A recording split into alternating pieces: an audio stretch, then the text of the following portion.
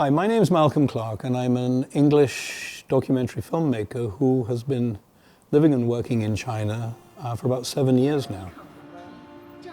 Because to me, what we in the West call the rise of China, I see as the renaissance of China.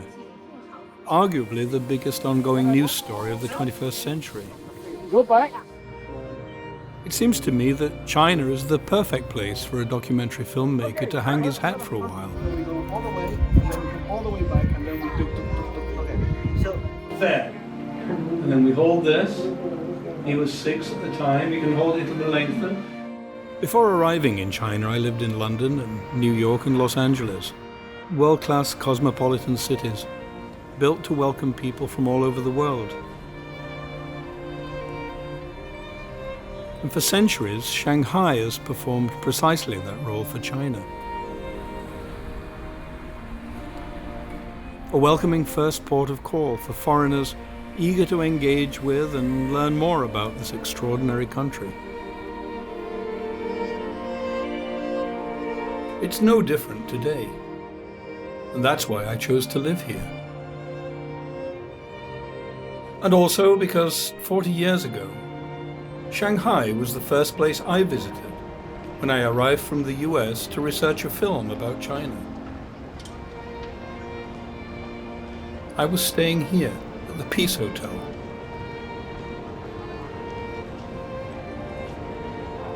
Overlooking the Bund at a time when both looked very different to the splendid way they look today.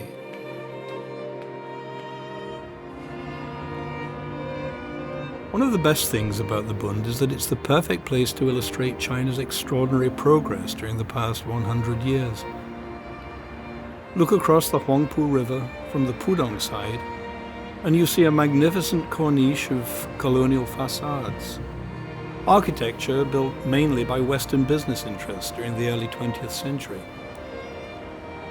But then if you turn through 180 degrees and gaze back at Pudong, you see modern China's very different but no less imposing stamp on the city. World-class skyscrapers and an iconic skyline that's recognized now all over the world. It's often been said that if someone is eager to glimpse the future, they should journey to China, where in so many ways the future is now. No other country has achieved what China has achieved in such a short span of time. With nearly 600 million people lifted out of poverty, with universal literacy and a burgeoning middle class, both Shanghai and China are barely recognizable. And all this was achieved in just 40 years. It's really astonishing.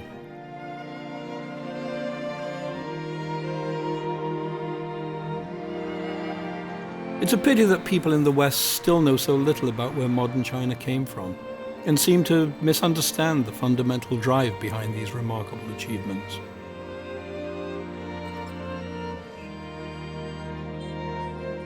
The Chinese people's desire to live the way people do in the rest of the world.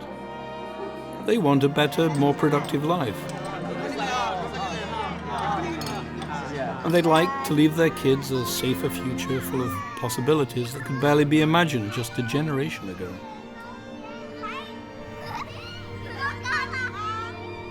And in today's China, all of that suddenly seems possible.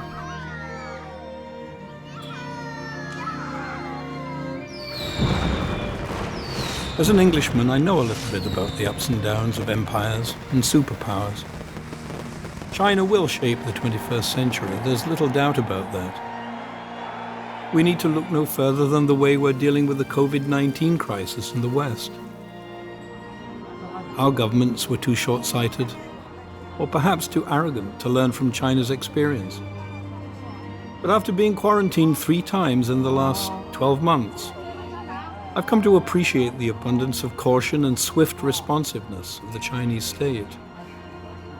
That first-hand experience has reassured me that this city is in good hands.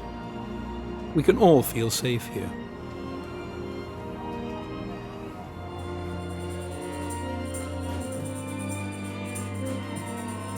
As the big new player on the world stage, China deserves to be better understood and respected.